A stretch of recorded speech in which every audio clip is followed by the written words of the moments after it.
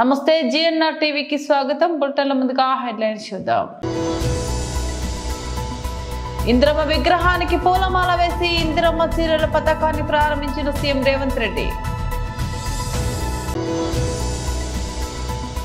మీడియాతో మాట్లాడుతున్న doctor yes Mallareddy.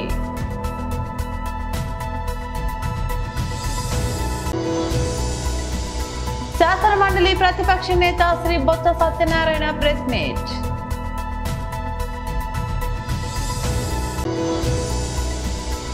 IBomma రవికి మరో షాక్, పోలీస్ కస్టడీకి అనుమతించిన కోర్టు.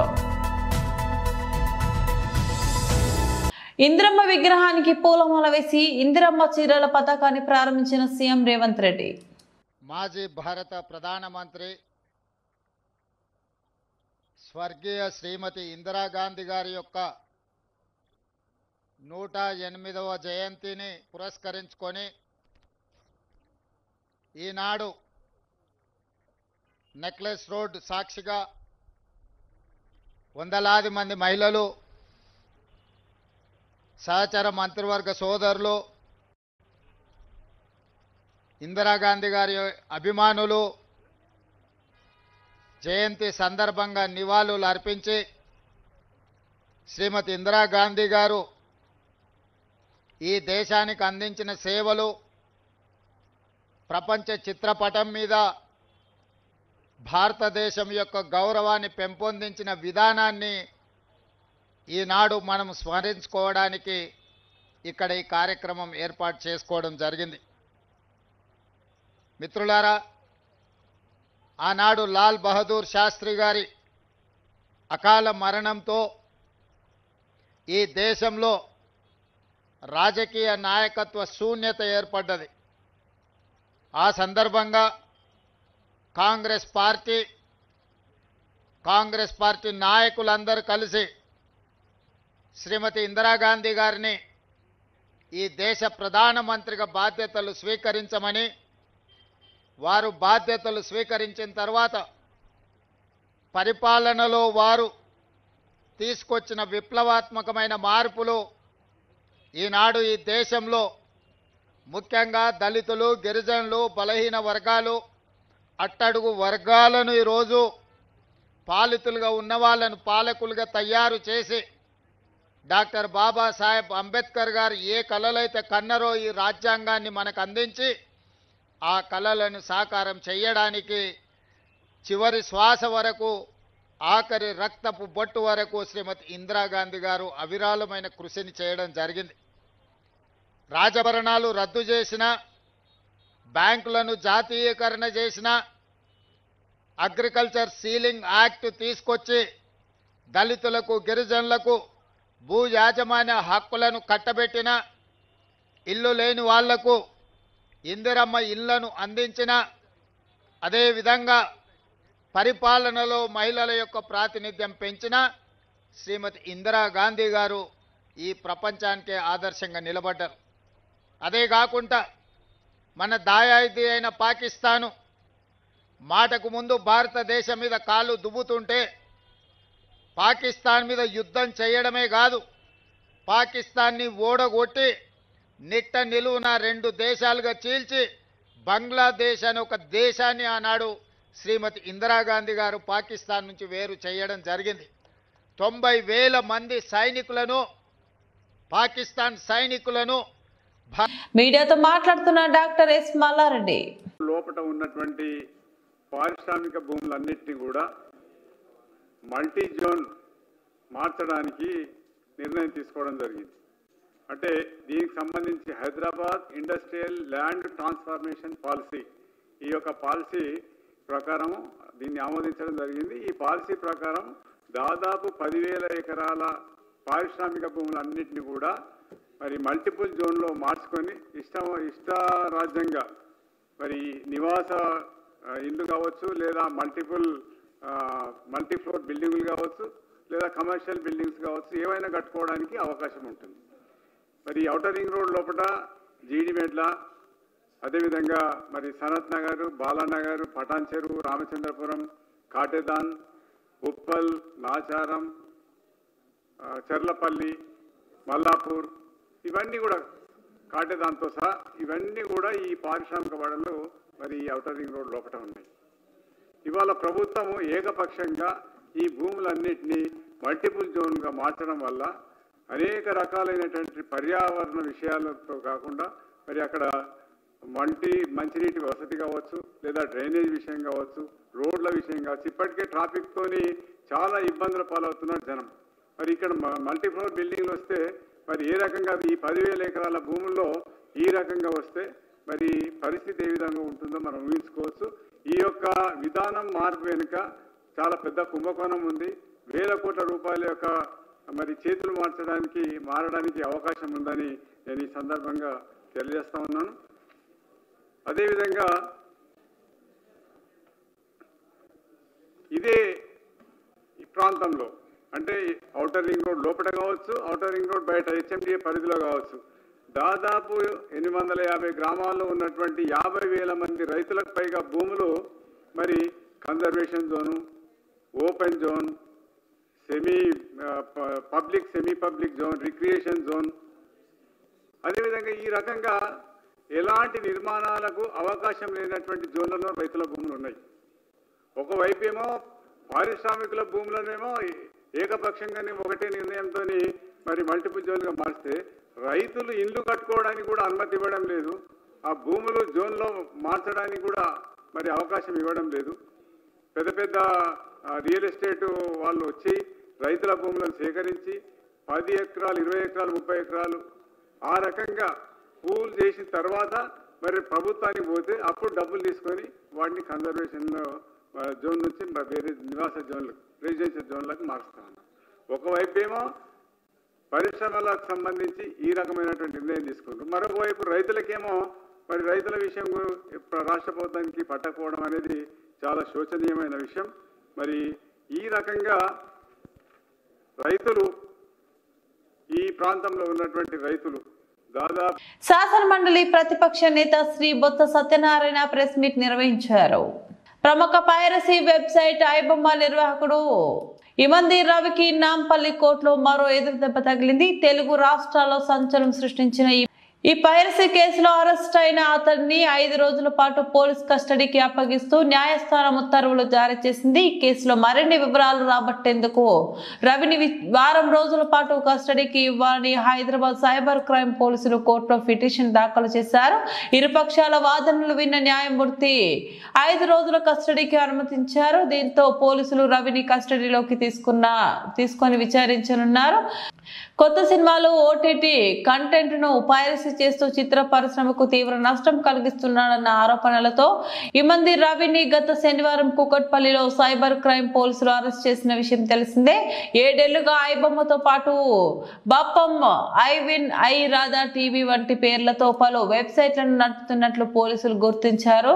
రవి నివసిస్తున్న అపార్ట్మెంట్ లో పోలీసులు జరిపిన సోదాల్లో 3 కోట్ల నగదు, వందల సంఖ్యలో హార్డ్ డిస్కులు, కంప్యూటర్లు, సెల్ ఫోన్లు స్వాధీనం చేసుకున్నారు. అనంతరం అతడిని బషీర్బాగ్ లోని CCS కు తరలించి విచారణ జరిపారు. తాజాగా కోర్టులో హాజరుపరచగా కస్టడీకి అనుమతి లభించింది. ఓకేనా వాయిస్ ఓకేనా? Okay, thank you.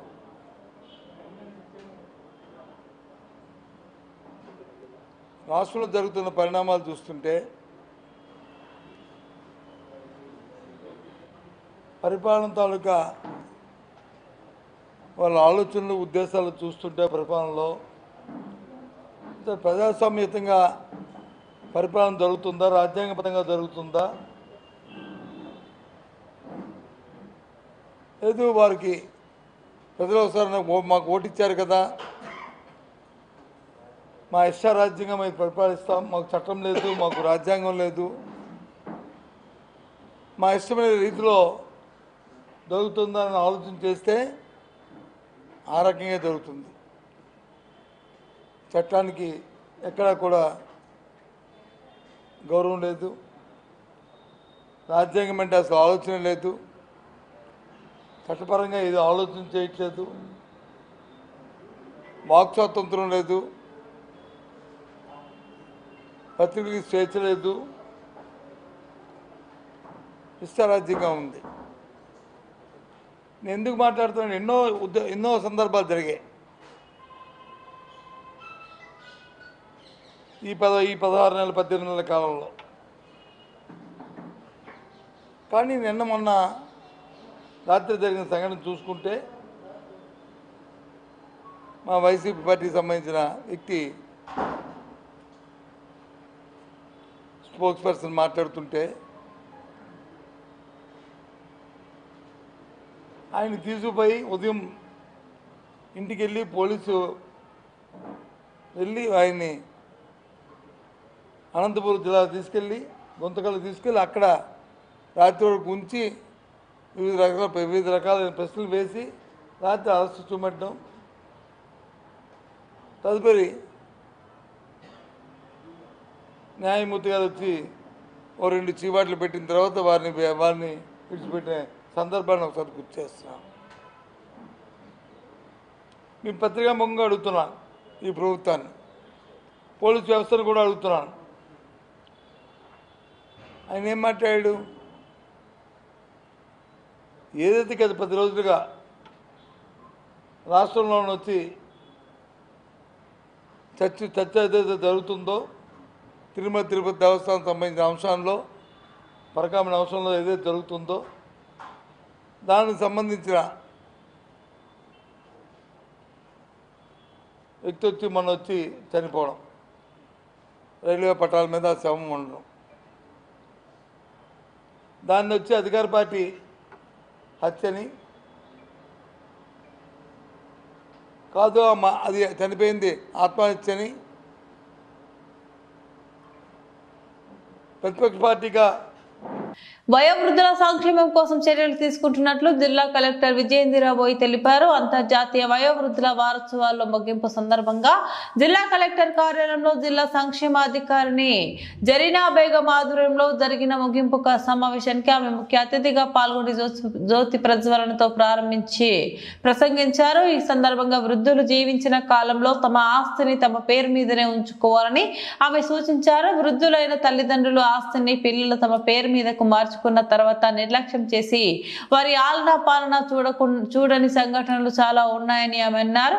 ఆస్తిని తమ పేరు మీద బదిలీ అయ్యాక సరిగా చూసుకోకపోతే ఆస్తిని తిరిగి పొందడానికి ఆర్డీఓను కానీ కోర్టును కానీ ఆశ్రయించవచ్చని ఆమె అన్నారు.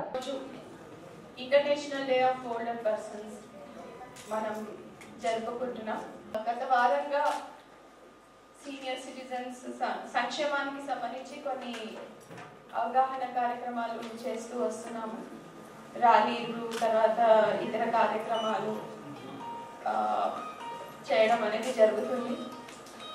అయితే ఈ సీనియర్ సిటిజన్స్ సంక్షేమానికి వచ్చేటప్పటికి అంటే ప్రభుత్వం నుంచి కొన్ని ప్రొటెక్షన్స్ ఉన్నాయి.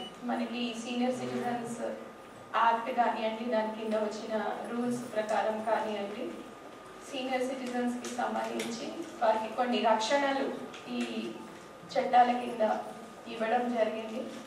అదేవిధంగా వాళ్ళు ఏదైనా ప్రాబ్లమ్స్ ఫేస్ చేస్తే దానికి సంబంధించి ట్రిబ్యునల్స్ ఏర్పాటు చేసి కొంత పిల్లల నుంచి సమస్యలు వచ్చినప్పుడు కూడా వాటిని కూడా అటెండ్ చేయడానికి ప్రొవిజన్స్ ఉన్నాయి. తర్వాత ప్రభుత్వ కార్యక్రమాల్లో కొన్ని వెసులుబాట్లు కూడా కల్పించడం జరిగింది. అంటే మొబిలిటీకి వస్తే కొంత ఇప్పుడు ఫ్లైట్ టికెట్స్ కానివ్వండి, విండో టికెట్స్ కానివ్వండి, కొంత సీనియర్ సిటిజన్స్ అంటే కన్సెషన్స్, తర్వాత ఇట్లాంటివి అది ఒకటి ఎగ్జాంపుల్. కానీ ఇలాంటివి కొన్ని సీనియర్ సిటిజన్స్ కోసం ప్రభుత్వం నుంచి చేయడం జరిగింది. సిటిజన్స్ నుంచి ఎక్కువ అవుతున్నాయి, అంటే సహాయం కోసం కానీ ఈ యాక్ట్స్ కింద టేకప్ చేసి వారికి రిలీఫ్ ఇవ్వడం కానీ, వీటికి సంబంధించిన అప్లికేషన్స్ దరఖాస్తులు ఈ మధ్యకాలంలో చాలా ఎక్కువగా సంబంధించి నేను లాస్ట్ టైం కూడా చెప్పాను, సేమ్ ప్రోగ్రాంలో మన సీనియర్ సిటిజన్స్ మీటింగ్లో కూడా చెప్పాను. కొంత మనం అవగాహన చేస్తున్నాం కానీ సరిపోదు. కొంత పెద్ద ఎత్తున ఈ అవగాహన కార్యక్రమాలు చేయడం అనేది జరగాలి.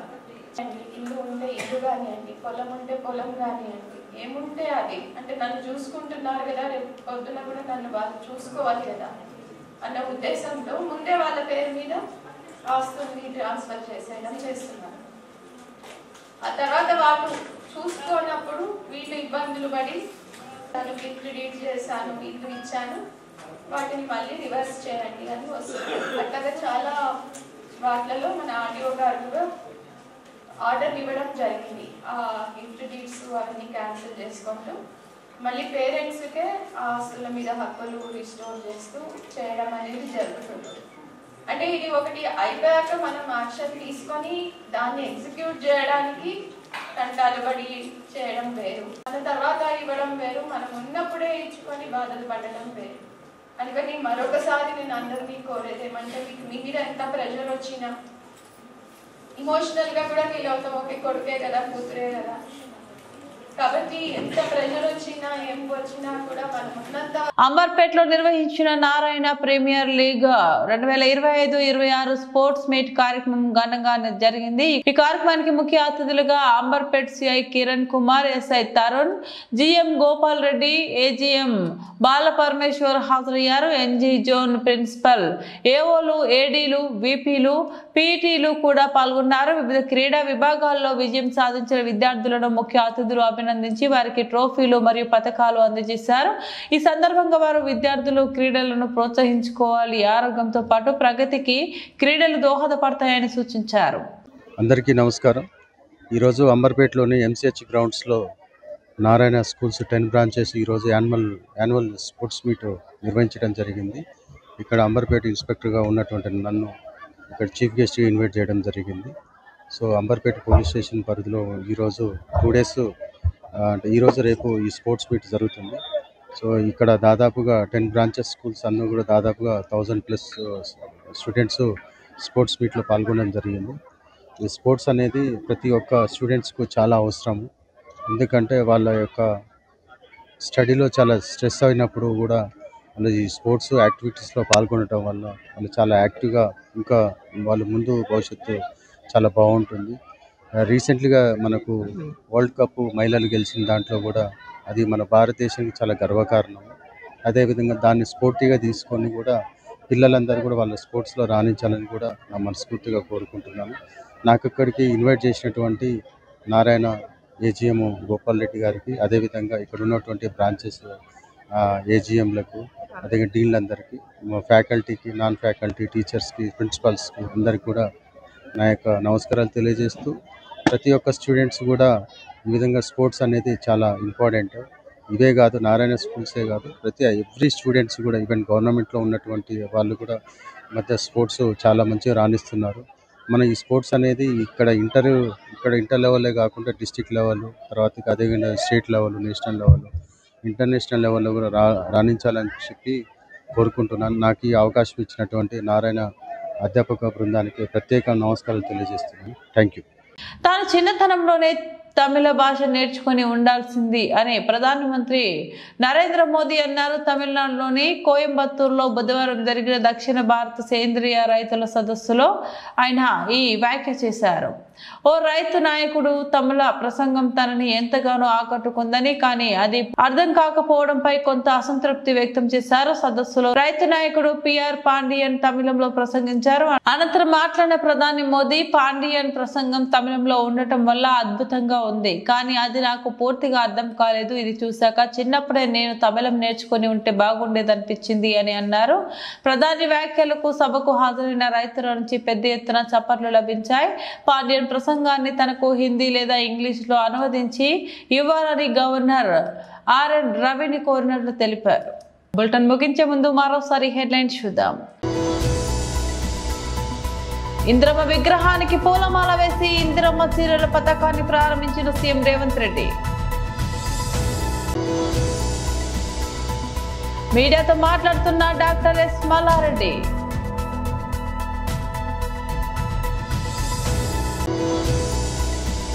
శాసనమండలి ప్రతిపక్ష నేత శ్రీ బొత్స సత్యనారాయణ ప్రెస్ మీట్.